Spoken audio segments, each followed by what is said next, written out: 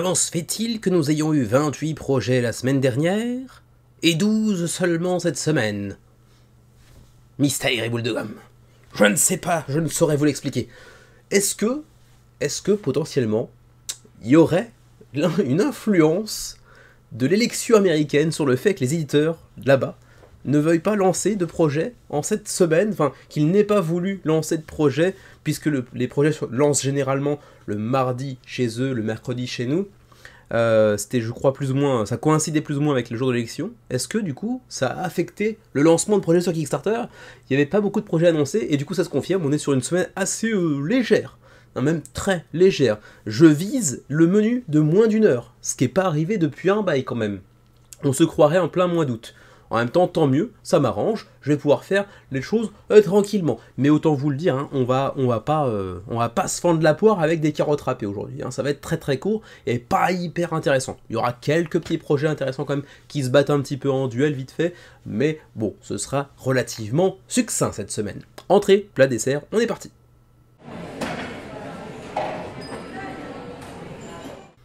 Bon, alors on commence par le nouveau projet du Dr Finn. Alors oui, il se dénomme comme ça, en fait, il se fait appeler comme ça à minima. Je ne sais pas s'il est vraiment docteur, le gars, mais il en est quand même à son 37e projet sur Kickstarter. Stephen Finn, de Dr Finns, c'est sa boîte d'édition.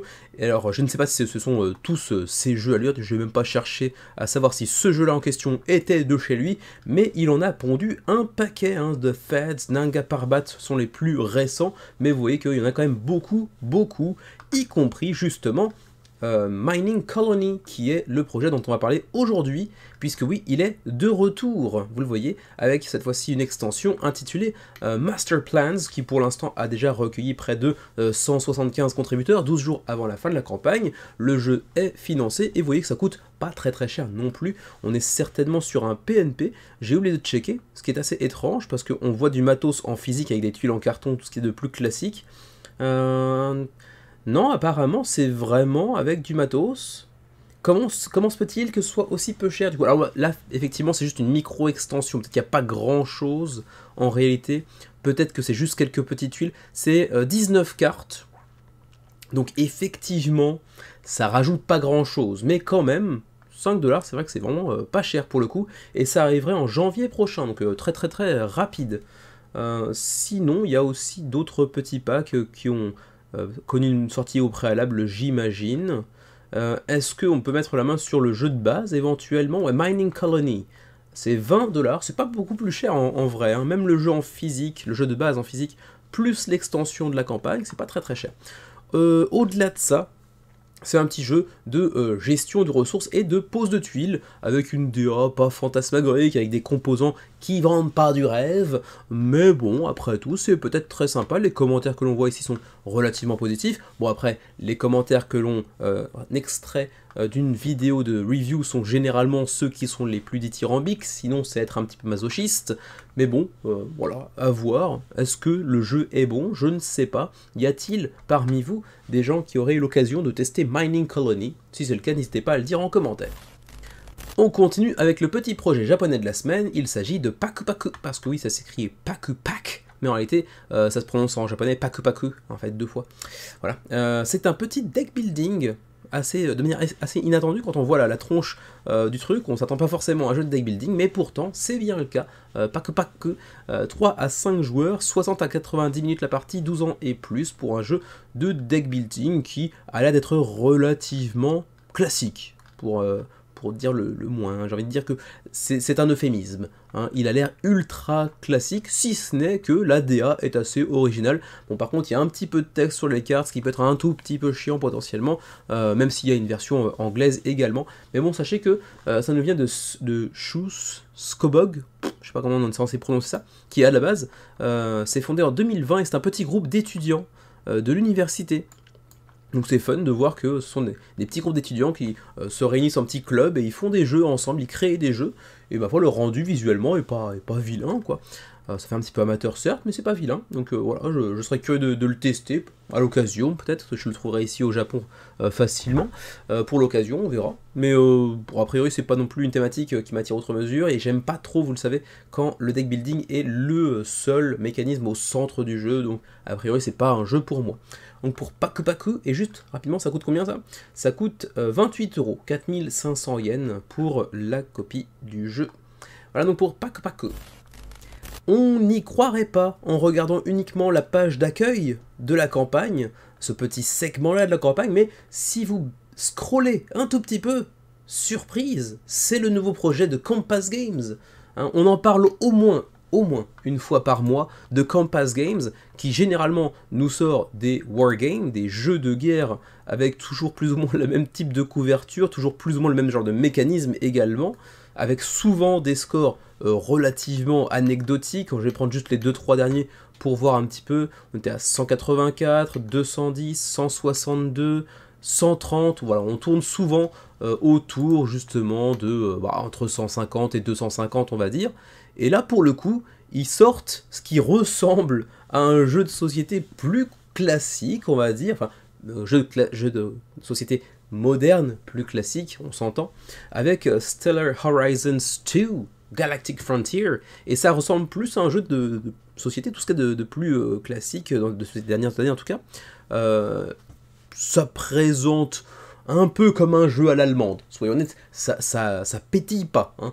J'ai envie de vous dire que je vais pas perdre 3 points d'acuité visuelle en regardant le plateau, c'est quand même assez sobre, hein, voire même très très sobre, mais quand même, au moins, ça ressemble à un jeu de société de ceux qu'on a l'habitude de voir, j'ai envie de dire, en boutique ou sur Kickstarter, peut-être un petit peu cheap, mais au moins, ça change un petit peu de ce à quoi ils nous ont habitués avec les wargames, même si ça reste visuellement encore un tout petit peu cheap, c'est vrai, mais un jeu de comment dirais-je, c'est pas un 4X, mais bon, c'est un jeu d'exploration à travers le système solaire, c'est pour 1 à 7 joueurs, potentiellement pour des parties de 20 à 90 minutes, ou de plus de 6 heures si vous jouez en campagne, et puis il y a aussi un mode solo, c'est pour 14 ans et plus. Bon, je sais pas, c'est pas un truc qui m'attire autrement, parce qu'on retrouve quand même les choses que l'on voit généralement chez eux, à savoir juste des petites tuiles de carton, tout ce qui est de plus classique pour des unités légèrement asymétriques, etc. Et le strict minimum pour ce qui est de la direction artistique. Bon, ça fait le job, mais ça m'attire toujours pas des masses. Mais bon, ceci dit, ça marche un peu mieux que d'habitude, donc peut-être qu'ils ont trouvé un filon vers lequel s'engouffrer un peu plus par la suite, puisqu'on est actuellement à 282 contributeurs en seulement 3-4 jours de campagne, alors que d'habitude, ils arrivent même pas à ce score-là en fin de campagne. Et là, il reste 17 jours, malheureusement pas de VF, donc ça devrait quand même pas intéresser grand monde. Et on reste dans l'univers, dans l'espace intersidéral, cette fois-ci du côté de chez Ulule par contre, avec la campagne de Cosmic Arena, un jeu de cartes stratégique qui fait plaisir à voir, parce que même si vous regardez la vidéo, on a le créateur, je ne sais plus comment ça s'appelle, c'est pas Jonathan, quelque chose comme ça, on va aller voir rapidement, juste histoire de, par curiosité, on a le temps, la vidéo va pas être longue de toute façon. Voilà, c'est ça, Jonathan Rodriguez, avec son joli sourire qu'il conserve tout le long de la vidéo. Le mec est très souriant et on sent qu'il est passionné par son projet, et en plus de ça, son projet, il est pas vilain du tout. Visuellement, le jeu donne envie, j'ai envie de dire. Alors par contre, encore une fois, prenez ça avec des pincettes, j'ai aucune preuve concrète, mais ça transpire un peu l'intelligence artificielle générative pour ce qui est de la direction artistique. Ou alors, bon, peut-être qu'il a juste des très très bons amis pour lui faire une DA vraiment très propre, mais ça ressemble quand même pas mal à de l'IA. Je sais pas, à voir. Mais au-delà de ça, c'est un petit jeu de duel pour donc un joueur en solo ou 2 en 1 contre 1, donc pour 30 à 40 minutes, c'est pour 12 ans et plus. En plus de ça, c'est adapté aux daltoniens, c'est une petite attention qui fait toujours plaisir, on n'y pense pas toujours assez souvent. Mais, ma foi, un petit jeu qui vous propose d'incarner des célestes, une sorte de planètes de trous noirs, etc. Et on va composer, créer, détruire des planètes, tout ce qui se trouve dessus également. Et ma foi, le jeu est plutôt bien présenté dans la petite vidéo où Jonathan lui-même présente son jeu. C'est plutôt joli, ça se sort assez rapidement, parce que c'est des parties de 30 à 40 minutes. La DA est plutôt jolie. C'est pas un jeu qui prend beaucoup de place non plus apparemment. J'ai envie de dire que, sur le papier, il a pas mal de petits atouts à faire valoir, surtout dans une semaine un petit peu morne, où il n'y a pas des masses de campagne qui se lancent, qui se révèlent. Donc, j'ai envie de dire, ouais, penchez-vous sur le sujet de Cosmic Arena actuellement sur Ulule, parce que, ma foi, ça a l'air d'être plutôt sympatoche. Après bon, ça reste un jeu de gestion de main qui a l'air relativement classique, mais pour les amateurs de duel, qui n'ont rien contre les thématiques de espace intersidéral, planète, etc., qui moi me laissent un petit peu froid, j'avoue, bah ma foi ça pourrait quand même intéresser pas mal de monde. La campagne en plus est plutôt bien présentée. Non, j'ai envie de dire que globalement, c'est plutôt bien foutu. Hein, donc une belle petite campagne qui arrive sur Ulule cette semaine, un petit peu tel un petit oisillon qui quitte son nid, qui prend son envol. C'est beau. Cosmic Arena, ça donne envie. Donc voilà, pour l'instant on est à 56 contributeurs, ce qui pour l'instant est quand même assez loin de lui permettre de financer, puisqu'on est actuellement à 27% du seuil de financement. Il reste 19 jours avant la fin de la campagne. C'est Ulule, c'est pas Kickstarter, donc je connais pas exactement les mécanismes de fonctionnement d'une campagne. Sur Kickstarter, j'aurais tendance à dire que 27% après quelques jours de campagne, ça sent un petit peu le sapin. Sur Ulule, je sais pas. À voir, mais j'espère que Cosmic Arena pourra financer parce que le projet a l'air d'être plutôt cool, même si c'est vrai que la DA semble être composée par de l'IA quand même. À voir. On enchaîne avec la nouvelle campagne de Eugène Timashov, d'origine russe mais émigré au Canada, ou né au Canada d'ailleurs je ne sais même pas, il est canadien apparemment. Et donc il nous propose 3 jeux basés sur la science, donc on va pas être copains. Je suis une quiche en science, je trouve ça très intéressant, mais je m'y intéressais pas à l'époque où j'aurais dû m'y intéresser, du coup c'est trop tard, enfin c'est trop tard, c'est jamais vraiment trop tard, mais si vous connaissez ma situation personnel, professionnel, vous savez que j'ai pas beaucoup de temps pour moi, donc voilà, donc DNA, Habitopia et Synthesis, 3 jeux en une seule et même campagne, hein. C'est un petit peu la mode depuis environ un an et demi, il y en a de plus en plus qui le font, c'est à son tour de se lancer avec cette campagne triple avec 3 jeux basés sur des faits scientifiques on va dire, 403 contributeurs déjà, donc ça se porte plutôt pas mal, 20 jours avant la fin de la campagne, et le projet est d'ores et déjà financé. Donc vous avez un jeu sur l'ADN, un peu sur l'origine des espèces, un petit peu façon Darwin, ça vous coûtera 39$. Pour ce qui est de Habitopia, il vous en coûtera 15$, ou 20$ canadiens, ou 25$ ou 35$ pour les Canadiens, pour ce qui est de Synthesis. Et donc vous avez aussi bien sûr un petit bundle pour choper les 3 d'un coup pour 74€, avec en plus un petit peu de deluxification, parmi celles que l'on voit d'ailleurs ici, actuellement, avec des éléments en bois plutôt qu'en carton par exemple, des petits modules supplémentaires, des choses comme ça. Voilà. Pour le reste, je ne rentre pas trop dans les détails, sachez juste que DNA c'est pour 1 à 4 joueurs pour des parties de 45 à 75 minutes, avec un petit peu de pose de tuiles, avec du pattern building sur certaines cartes. Habitopia c'est pour 1 à 4 joueurs pour 15 à 20 minutes, on est un peu plus sur la gestion de main, du set collection, sur les choses là. Et puis Synthesis, The Molecular Journey, c'est pour 1 à 8, pour 30 à 40 minutes, et j'ai l'impression qu'il y a un petit peu de roll and write là-dedans, ou de flip and write, je sais pas exactement, mais voilà, il y a un peu de stylo de coloriage, etc., donc ça va pas plaire en hanto, ça déjà c'est sûr. Voilà donc pour ce qui est de cette triple campagne pour DNA, Habitopia et Synthesis, ça marche plutôt pas trop mal pour l'instant, à 20 jours de la fin de la campagne. Era of Tribes, c'est beau comme un jeu allemand. Modérément donc. Et ils répondent à leurs propres clichés, j'y peux rien, qu'est-ce que vous voulez que je vous dise? Era of Tribes, c'est vraiment un jeu allemand, quoi. Enfin, visuellement, ça transpire l'Allemagne, j'y peux rien. Era of Tribes, ça c'est dit, c'est un jeu qui est plutôt bien noté sur BGG, il a quand même un 8.0, bon il faut aller voir après le nombre d'évaluations qui ont été postées sur le jeu, ça veut pas forcément dire grand chose en soi. Mais donc, Era of Tribes, c'est un jeu de placement d'ouvriers asymétrique, mais également un petit peu de 4X on pourrait dire, hein, puisque ça s'apparente plus ou moins à un jeu de civilisation dans lequel on va avoir un territoire avec différents espaces, en fait c'est l'Europe, hein, plus ou moins, avec l'Espagne, la France, l'Italie, etc., qu'on va chercher à conquérir, en fait, encore une fois, placement d'ouvriers, 4X, civilisation, donc développement de votre faction, entre guillemets, de votre civilisation, envoi d'unités militaires un petit peu partout pour essayer de prendre possession et contrôle de tel ou tel territoire pour encore plus étendre sa zone d'influence, etc., etc. Ça va être un jeu de 4X civilisation relativement classique en ce sens.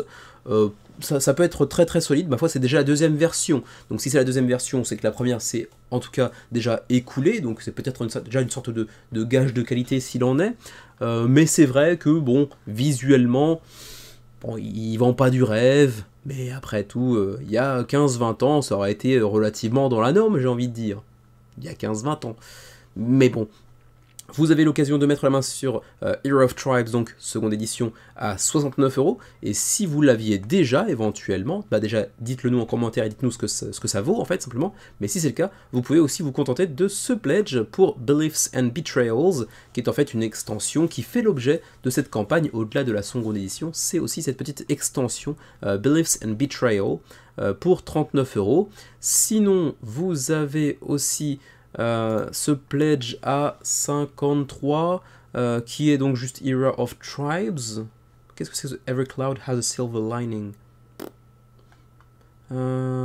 Ok, ça c'est vraiment, c'est original pour le coup.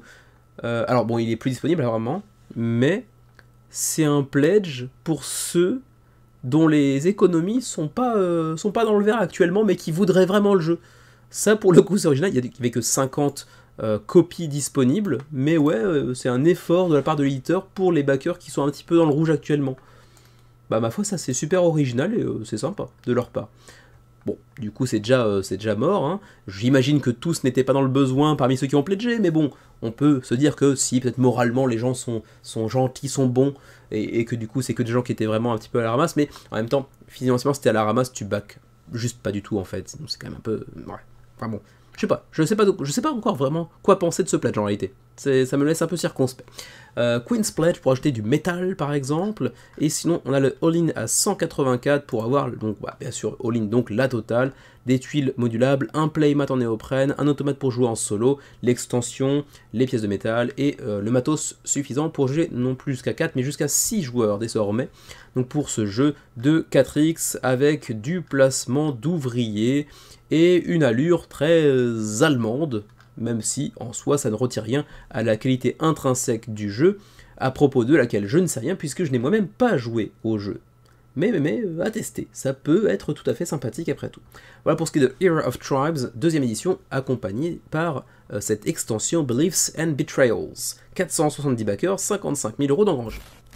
Vous le voyez, la campagne s'est lancée la semaine dernière, mais c'était un samedi ou un vendredi, donc j'ai pas eu le temps d'en parler dans le menu crowdfunding de la semaine dernière, c'était un petit peu trop tard pour moi, mais je me devais de mentionner la nouvelle campagne de Yeast Games, les Français de Yeast Games, qui, bon, vous le savez certainement, mais si vous ne suivez pas forcément beaucoup l'actualité de Kickstarter ou que vous êtes un petit peu nouveau sur Kickstarter, GameFund et compagnie, c'est une boîte française qui produit à la maison.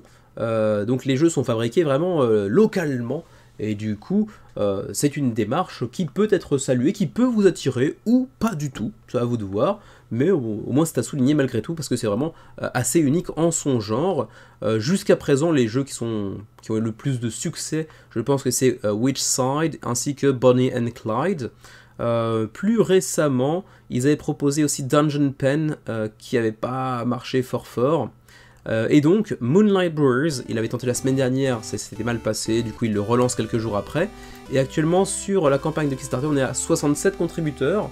Bon, l'objectif de financement est relativement faible, donc il y a encore une bonne chance qu'on y arrive d'ici les 22 jours qui nous séparent de la campagne. Et pour ce qui est de la campagne elle-même, eh bien vous voyez ici, comme souvent les campagnes de Yeast Games, vous avez la page de la campagne en français également, qui vous renvoie directement sur le site, et donc vous avez la totalité des infos nécessaires directement en français, donc vous n'avez pas tellement besoin de moi, et vous le savez, quand la page de la campagne est en français, moi je me contente de vous dire ça existe, et après démerdez-vous. Vous avez bien sûr le lien vers la campagne dans la description de cette vidéo. Sachez juste que c'est pour 3 à 6 joueurs, 14 ans et plus, 15 minutes par joueur autour de la table, donc comptez environ 1 heure et demie pour vos parties approximativement. Voilà donc pour ce qui est de Moonlight Brewers. À vous de me dire si le jeu vous intéresse. Il vous reste 22 jours si c'est le cas pour aller soutenir la campagne. On refait un petit tour du côté de chez GameFound avec la nouvelle campagne de Sound of Drums. J'ai oublié d'où ils viennent d'ailleurs. Sound of Drums, c'est suisse, hein? Ouais, c'est ça vient suisse. Du coup, où est la vidéo des hauts plateaux, hein? Les potes des hauts plateaux, où est votre vidéo, hein? Quand il y a des campagnes qui viennent de Suisse, il faut se bouger les gars. On est sur donc la nouvelle campagne de Sound of Drums, qui est un éditeur suisse qui propose généralement des jeux de wargame, oui on peut le dire, enfin, on va dire que c'est à mi-chemin entre le wargame classique et le jeu de société, plutôt contemporain du coup. Pourquoi mi-chemin? Parce que bon, c'est des jeux de guerre, hein, c'est du wargame, c'est plus proche du wargame que des jeux de société contemporains, des jeux de plateau on va dire, mais il a une allure qui se trouve un petit peu entre les deux, disons que ça présente mieux que les wargames qu'on a l'habitude de voir. Il y a des éléments, des composants plus qualitatifs que beaucoup de jeux de wargame en règle générale, mais ça reste fondamentalement un jeu de guerre quand même. Cette fois-ci, on vous place d'ailleurs dans la peau de Napoléon, enfin dans la peau de Napoléon, je ne sais pas, mais disons que ça retranscrit les campagnes italiennes de Napoléon, donc on vous replace au début du 19e siècle en gros, avec actuellement 535 backers sur la campagne, 46 000 € d'engrangés, c'est donc largement financé, 26 jours avant la fin de la campagne, c'est pour 1 à 2 joueurs, pour des parties d'environ 2 heures, et donc pour tous les amateurs d'histoire, de bataille historique avec l'empereur, et ben éventuellement ça pourrait vous intéresser, d'autant plus qu'il y a quand même aussi pas mal de personnages historiques, avec un petit peu d'asymétrie, on voit qu'ils ont chacun des petites spécificités qui sont parfois transversales, on voit ici par exemple Bonaparte, il est chanceux, tout comme Alvinci, ouais ça, donc il y aura un petit peu d'asymétrie, ça a l'air d'être relativement intéressant, après bon, vous savez, encore une fois, les wargames et moi, on n'est pas spécialement très copains, pas parce que j'aime pas ça, c'est juste parce que j'y connais que dalle. Voilà, mais donc vous me direz ce que vous en pensez, est-ce que vous avez déjà testé des jeux de Sound of Drums, c'était éditeur suisse, auquel cas n'hésitez pas à le dire. Pour ce qui est des campagnes, enfin pas des campagnes, mais des niveaux de pledge, on a donc ici le Battle Commander Volume 1, oui, il y aura d'autres volumes à la suite, si en tout cas celui-ci marche bien. Il est à 65 €. Sinon, pour uniquement avoir accès au Pledge Manager, c'est 5 €. Les retailers, donc pour les boutiques, 50, mais a priori c'est moins intéressant. Le Early Bird s'est déjà envolé, donc il est plus disponible. Pour le reste, c'est après des petits pledges groupés. LTD Deluxe Edition, c'est quoi ça par contre? J'ai pas checké ça pour le coup. Il y a une extension, ouais, extension 1. Ok. Et LTD Deluxe Edition Wooden Box, donc une boîte en bois plutôt que la boîte normale, j'ai l'impression. Un petit meeple de Napoléon, ok, bon, ça rajoute un petit peu de fluff par-ci par-là, c'est pas très intéressant au demeurant, mais bon. Voilà donc pour ce qui est de Battle Commander Volume 1, avec donc les campagnes italiennes de Napoléon, 535 backers tout de même, et j'ai oublié, parce que j'ai consulté la campagne il y a 3-4 jours pour préparer l'émission, mais j'ai un peu oublié entre temps, il n'y avait pas du français je crois dans cette campagne quelque part, je crois que là il y avait une VF. Bon, s'il y a une VF, de toute façon, vous verrez le petit drapeau qui tourne en début d'intervention, donc c'est pas très très grave, mais il me semble que c'était le cas. Hein. Ouais, c'est ça. French, ouais. Donc le français est également disponible dans la campagne, donc ça, sachez-le, ça peut être important, ça peut peser dans la balance au moment de votre choix. Dernière entrée de la semaine avec Multifruit Magic Pilgrimage, à nouveau sur Ulule, deuxième campagne d'Ulule cette semaine, donc bien évidemment en français, ça semble logique, ça nous vient de Pam Hansel. Et pour l'instant, ça marche plutôt pas mal. On est à près de 100 contributeurs, et donc 62% du seuil de financement déjà atteint, 27 jours avant la fin de la campagne, et on est sur un projet un petit peu parallèle, un projet annexe, qui n'est pas à proprement parler un jeu de société, mais un livre dont vous êtes les héroïnes, ou les héros, bon là c'est écrit les héroïnes, on s'en fout un peu, on a qu'à dire que vous êtes des héros ou des héroïnes, vous faites ce que vous voulez de votre vie, mais bon, en tout cas, les personnages sont des personnages féminins dans un univers très très sucré. Oui, un univers très sucré, un peu comme Sweetlands dont on a parlé récemment, si ce n'est qu'au-delà de la thématique, le reste, il n'y a rien à voir. Sweetlands, c'était un gros jeu bien heavy, comme on les aime. Multifruit, c'est plus un jeu, un livre de jeu dont vous êtes le héros ou la héroïne pour le coup. Et ma foi, pourquoi j'en parle alors que c'est pas un jeu de société à proprement parler? Bah parce que ma foi, déjà la campagne marche bien, et en plus de ça, il y a une DA qui est vraiment originale, et du coup, ça m'a un petit peu tapé dans l'œil, alors que je suis pas du tout le public. Hein, le livre dont vous êtes le héros, j'en ai fait quelques-uns quand j'étais plus petit, mais c'est pas un truc qui m'attire outre mesure, mais là il y a une vraie belle DA, il y a un parti pris justement de faire ce monde composé de, comment dirais-je, de fruits, de choses sucrées et variées, donc je suis assez comment dirais-je, épris d'amour par ce petit projet, que je ne backerai pas parce que c'est pas du tout pour moi, je suis pas le cœur de cible, mais j'avoue qu'il a un vrai petit charme pour le coup, et même la campagne est plutôt bien présentée, vous aurez différents personnages comme le mage, comme Opal, ou comme Baba par exemple, que vous pourrez être amené à contrôler, il y aura plusieurs chapitres D'ailleurs, il y a une illustration qui vous montre un petit peu la décomposition du bouquin en fait. Voilà, ici d'ailleurs, introduction fiche de personnage en violet, aventure d'Opal en vert, puis de Baba en rouge, et fin commune en orange par exemple. Bon. Ça vous montre un petit peu le contenu très bref en termes de quantité. Il y a quand même 330 pages. Page de garde du hasard, jaquette, carte touristique, couverture souple. Bon, en tout cas, la campagne est plutôt bien foutue. L'univers a l'air d'être assez charmant. Donc voilà, si vous êtes amateur de jeux dont vous êtes le héros / l'héroïne, bah ma foi, ça peut être assez intéressant. Pour le reste, je vous laisse consulter par vous-même. Sachez juste que le pledge qui contient la copie du jeu, alors j'essaie de retrouver ça. Là, les niveaux de pledge, c'est pas forcément ce qu'il y a de plus lisible. On va passer directement ici. Voilà. Contrepartie, Fruit Early Bird, 45 €. 45 € donc pour avoir les stickers, la carte touristique et donc bien sûr le livre lui-même. Sinon, vous avez aussi pour 25 € seulement le livre, ça passe également en Early Birds. Après, il y a plusieurs niveaux de pledge avec, sans tel ou tel truc, des autocollants, de cartes touristiques, ce genre de choses-là. Mais le bouquin en lui-même, c'est donc 25 €. A vous d'aller voir le reste sur la page du LUL. Pour l'instant, je vous l'ai dit, 91 contributeurs, 27 jours avant la fin de cette campagne qui va financer sans trop de problèmes, je pense.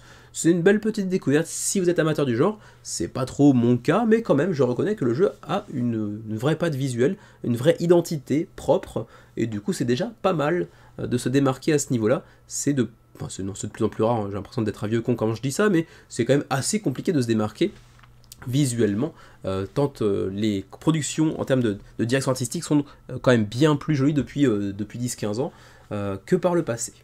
Voilà donc pour Multifruit Magic Pilgrimage, qui était également la dernière entrée de la semaine, même si elle avait plutôt des allures visuelles de dessert.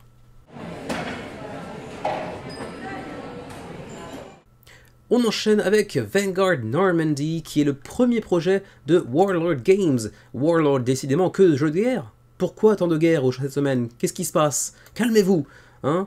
Donc, Vanguard Normandy, encore un wargame, oui, mais du coup, lui, il est vraiment proche d'un jeu de plateau plus conventionnel, j'ai envie de dire. C'est pour 1 à 4 joueurs, et on vous propose de revivre un petit peu la Deuxième Guerre mondiale, avec les Américains et les Allemands qui se foutent sur la tronche chez nous, en Normandie.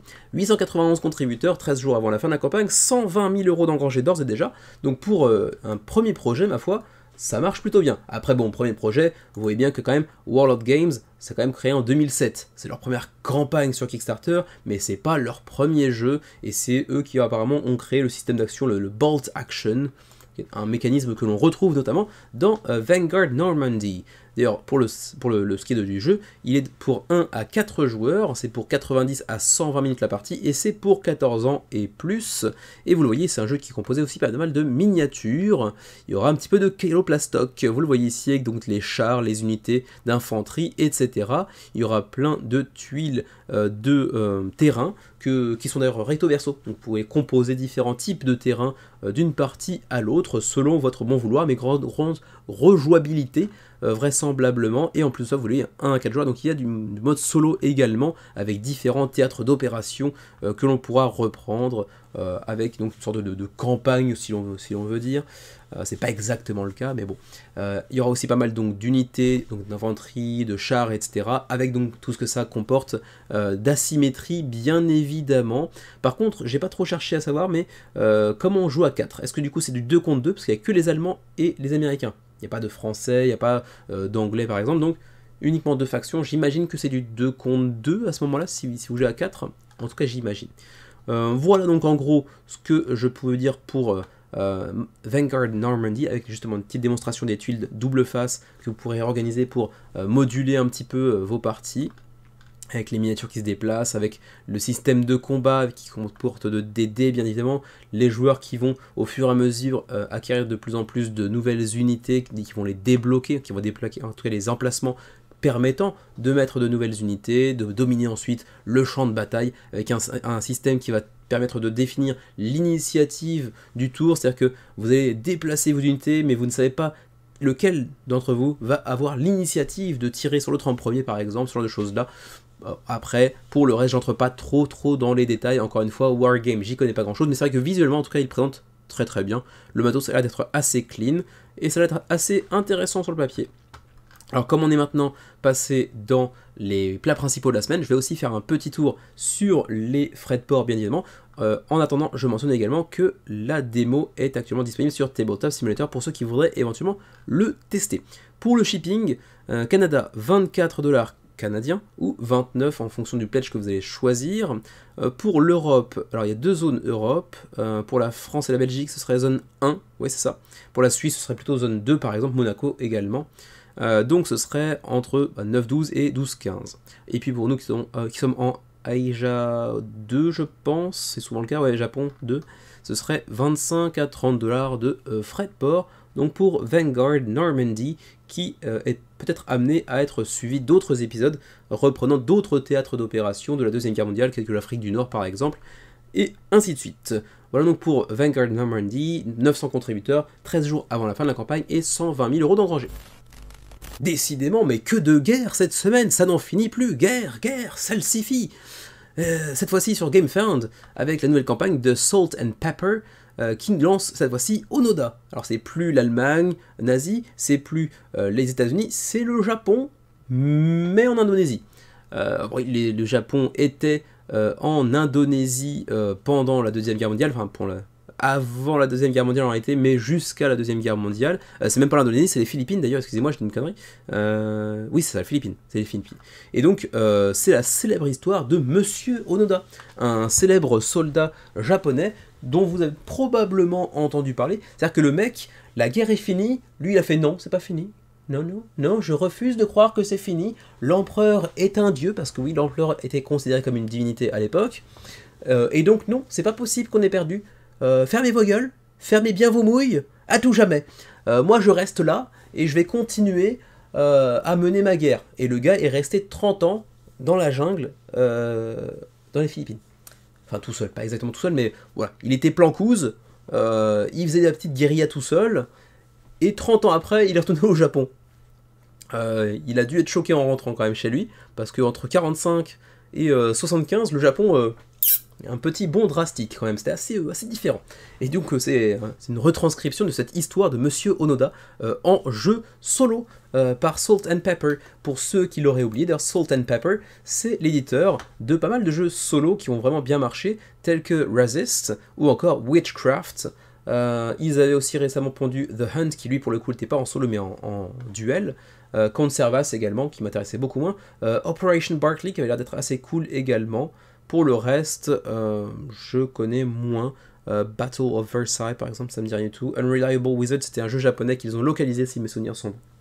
Et donc, Onoda, jeu solo, 100% solo cette fois-ci, pour 25 minutes la partie, donc très facile à sortir, pour 10 ans et plus. On est sur un jeu de survie, bien évidemment, j'ai envie de dire, d'aventure, d'exploration et de gestion de main. Le jeu a déjà attiré 1000 backers, 26 jours avant la fin de la campagne. Et vous allez voir ici un petit aperçu de ce que le jeu propose en termes de composants, de présence sur table, si je puis dire. Une petite carte de l'île de Lubang sur laquelle le soldat Onoda était planqué pendant toutes ces années. Son backpack, hein, son petit sac dans lequel vous allez pouvoir stacker différents éléments vous permettant de mieux évoluer, de mieux survivre sur l'île. Et bien sûr, vous allez donc vous déplacer sur les différents endroits de l'île, choper tel ou tel objet, faire des petites missions, des petites embuscades, des petits mouvements de guérilla, etc. Essayer de rester en vie, surtout aussi. Et à chacune des actions que vous allez faire, parce qu'il n'y a pas de limite d'action par tour en réalité, c'est juste qu'à chaque action que vous allez faire, il y a des petits jetons, des petits marqueurs d'alerte qui vont s'accumuler, vous rendant de plus en plus, comment dirais-je, sujet à la capture, quoi, en gros, et potentiellement à la défaite aussi. Donc, petit résumé ici, hein, mouvement sur les différentes régions de l'île, gestion de main, push your luck également, justement par les petits jetons d'alerte, parce que vous pouvez continuer, mais le risque est juste de plus en plus grand, quoi, en fait, simplement. Il y aura des scénarios dans la boîte également, donc une assez grande rejouabilité, une sorte de campagne, si je puis dire, qui n'en est pas une, et puis du storytelling, donc des parties qui vous racontent des histoires à mesure que vous les jouez, pas parce qu'il y a de la narration avec du texte, etc. Simplement parce que c'est une sorte de narration émergente en fonction des actions qui se déroulent sous vos yeux et des choix que vous allez faire.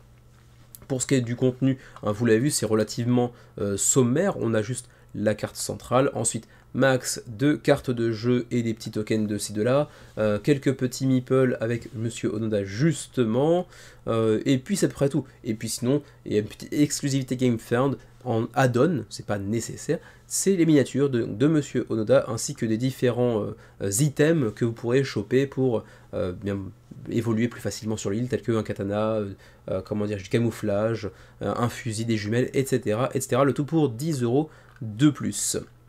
Voilà, pour le reste on va passer au pledge, donc 22 € pour le jeu de base, 32 si vous le prenez avec les miniatures, et ensuite on va passer rapidement aux frais de port qui sont ici, 12 à 20 € pour la France, un petit peu dommage du coup, enfin c'est 12 pour une unité, enfin une copie, 3 si vous faites un pledge groupé pour 3 personnes, mais c'est vrai que 12 € pour un jeu qui en vaut 22, c'est déjà plus de la moitié du prix du jeu qui vont dans les frais de port.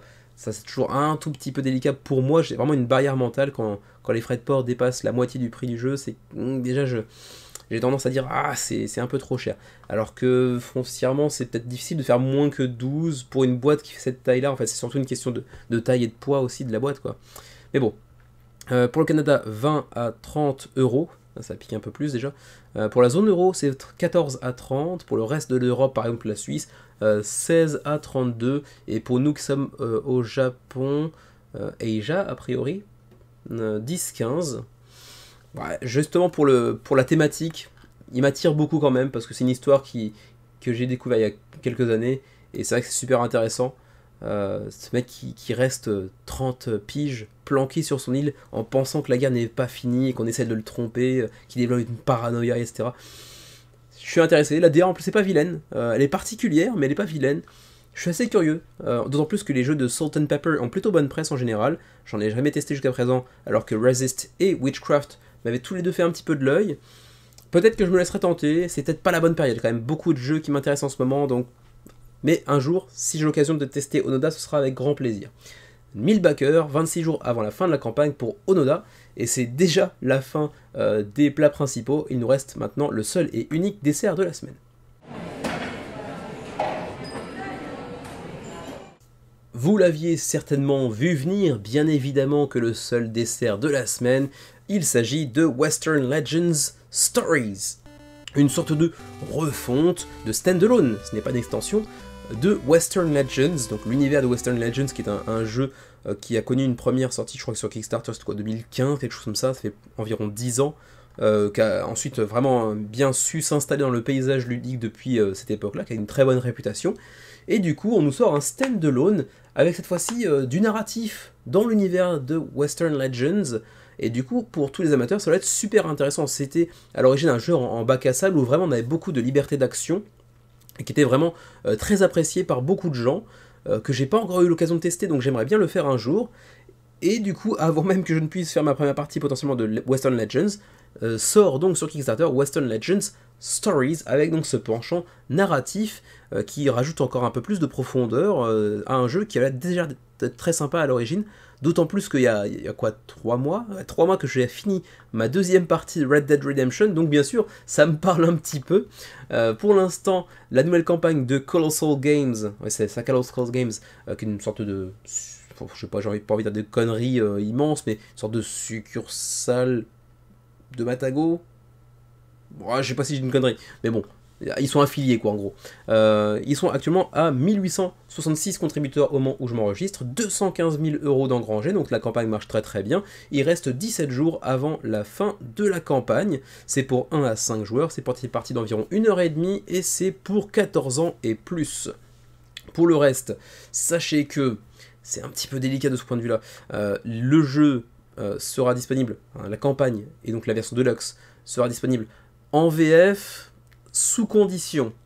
Et la condition, elle est pas fifou, hein, elle est pas folle. C'est-à-dire que Colossal, c'est quand même, on va dire, c'est mi-français. Encore une fois, semi-connerie, j'en ai conscience, mais bon, disons que généralement, ils proposent quand même des VF assez facilement, Colossal Games, ils sont affiliés aussi à un petit peu Matago, etc.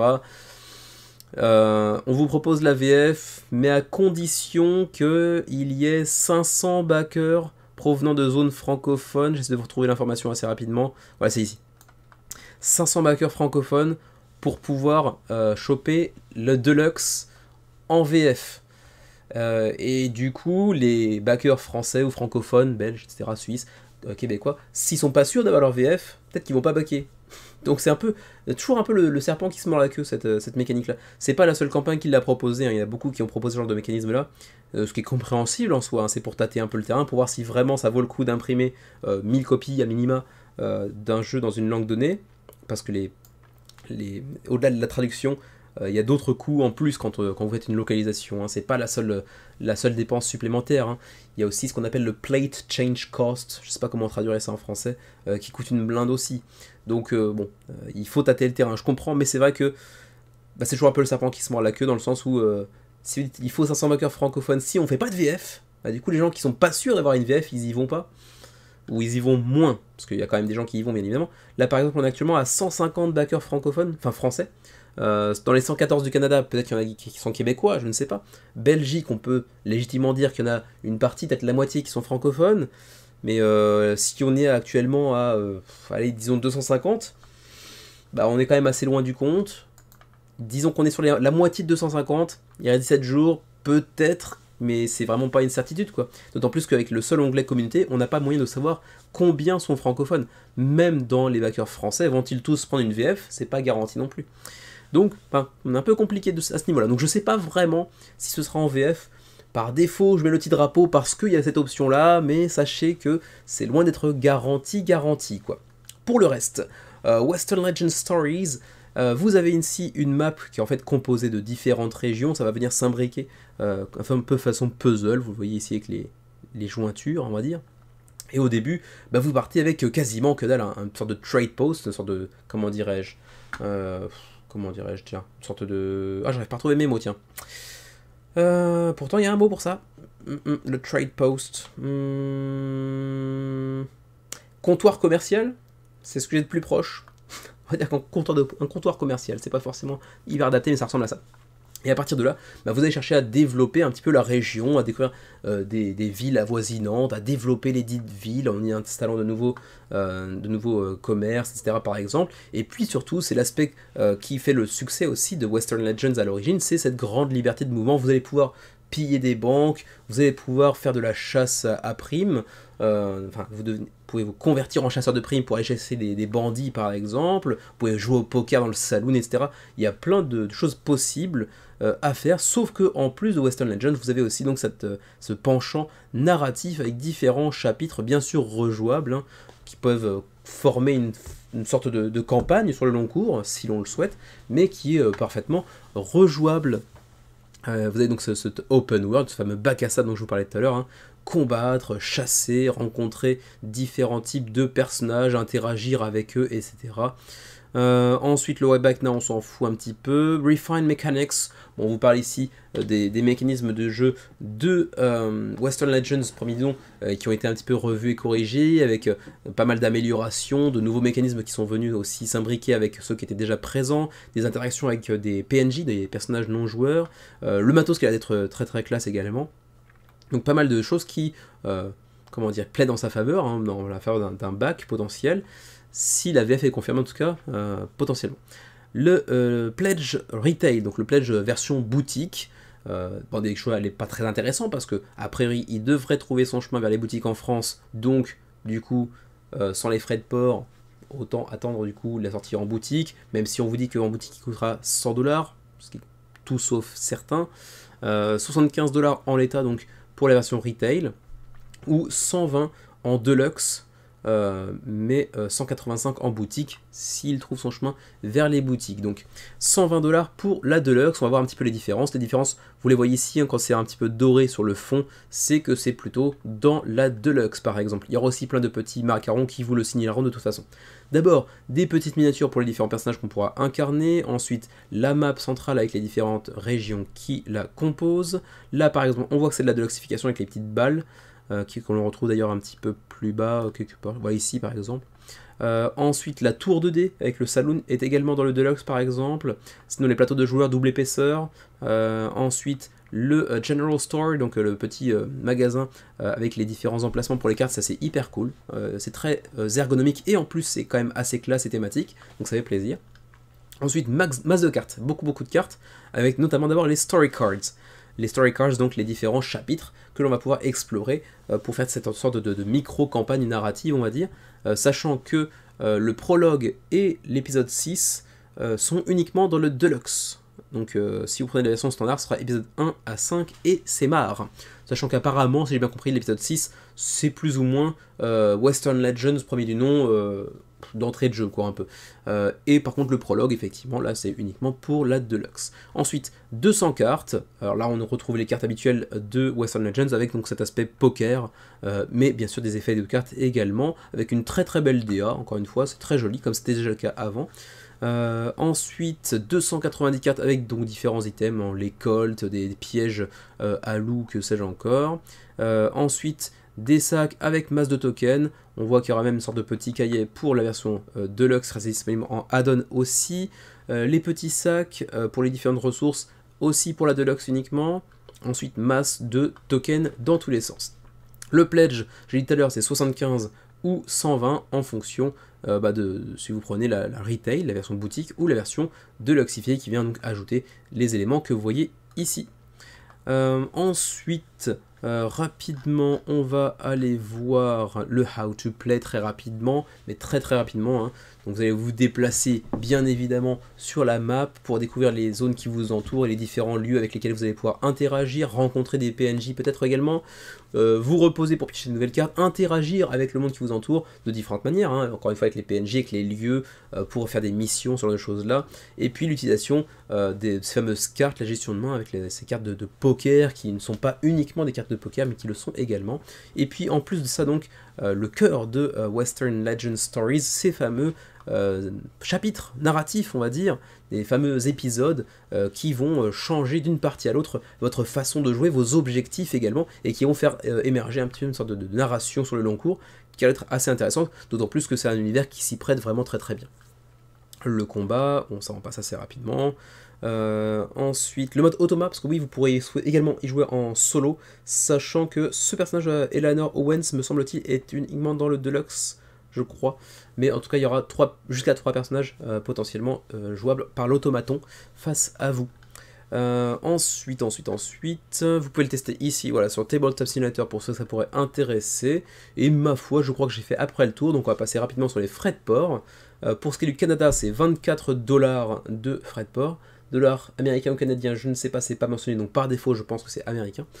Ensuite, pour Belgique, France, par exemple, ou Luxembourg, c'est 16 $.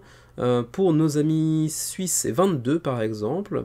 Et puis pour nous qui sommes au Japon, ce serait 22 $ également de frais de port pour un jeu qui devrait théoriquement parvenir au backer au début de l'automne prochain, j'imagine. Voilà donc pour ce qui est de Western Legends Stories. 1900 contributeurs si j'arrondis un petit peu au supérieur, 215 000 € d'engrangés, 17 jours avant la fin de la campagne, ça marche plutôt pas mal, mais c'est vrai que je pensais quand même que le jeu ferait un peu mieux. Western Legends, il jouit quand même d'une très belle réputation. Ajoutez à cela donc cet aspect stories avec des petits chapitres narratifs, etc., qui devrait plutôt bien coller à l'univers. Je pensais qu'il ferait plutôt vers les 2500-3000 au moment où je vous parle. Donc bon, je vais pas dire que c'est une déception, mais je pensais qu'il ferait un poil mieux, d'autant plus que cette semaine, il y a quand même pas masse de concurrence. Mais bon, vous direz éventuellement ce que vous en pensez. C'est vrai que le jeu n'est pas donné non plus. Il faut aussi prendre ça en compte, bien évidemment, surtout dans une semaine où il y a beaucoup de concurrence. Pas cette semaine à proprement parler, mais une période, la semaine dernière par exemple, où il y avait par contre masse de concurrence. Voilà donc pour ce qui est de menu crowdfunding numéro 159, assez léger, vous en conviendrez. Sachez également, j'aurais peut-être dû le dire en introduction, ça aurait été plus pertinent, parce qu'il y a beaucoup de gens qui ne regardent pas forcément les outros, ce que je peux comprendre. Sachez, je le mettrai de façon en commentaire sur l'onglet communauté de la chaîne, je pense, que je ne serai pas là pour le menu crowdfunding 160. Enfin si, mais du coup ce sera pas la semaine prochaine, ce sera dans 2 semaines. Autrement dit, en d'autres termes, la semaine prochaine je serai pas là.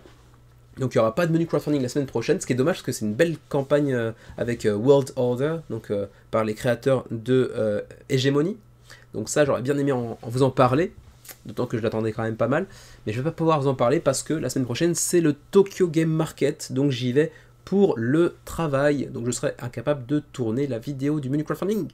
Donc on se retrouve dans 2 semaines pour le menu crowdfunding, et peut-être un petit peu plus tôt d'ici là, si Xavier et moi nous retrouvons pour faire les vidéos qu'on voudrait faire, ou si on termine le montage de 2 vidéos qu'on a préparées il y a quelques temps déjà, mais qu'on n'a pas encore totalement fini de monter. Donc bon, on verra bien. Quoi qu'il en soit, merci de m'avoir suivi aujourd'hui encore pour ce menu de moins d'1 heure. Quand même, ça fait plaisir, ça faisait longtemps quand même. D'ici la prochaine, bien sûr, portez-vous bien, jouez bien, prenez soin de vous et de vos proches, c'est le plus important. Et à la prochaine!